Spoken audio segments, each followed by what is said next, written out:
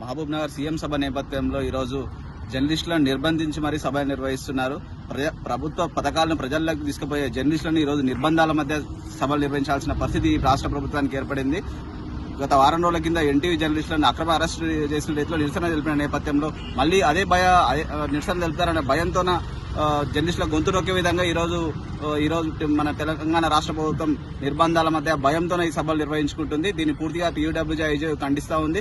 జర్నలిస్టుల మీదనే ఈరోజు ప్రజాస్వామ్యంలో 4వ స్తంభమైన మీడియాని ఈరోజు గొంతు నొక్కే విధంగా ఈరోజు అరెస్టుల పేరుతో జర్నలిస్టులను నిర్బంధించే ప్రయత్నం చేస్తే ఏమాత్రం ఊరుకునేది లేదు. ఒక జర్నలిస్ట్ నాయకుడుగా నన్ను అరెస్ట్ చేయవచ్చు, కానీ కింది స్థాయిలో పనిచేసే అందరు జర్నలిస్టులు కూడా ఈరోజు ప్రజలతో మమేకమై ఉన్నారు, ప్రభుత్వంలో ఉన్నారు, ప్రభుత్వ కార్యక్రమాలు ప్రజల్లోకి తీసుకువెళ్తున్నారు. వీళ్ళందరూ కూడా రేపు ప్రభుత్వానికి రానున్న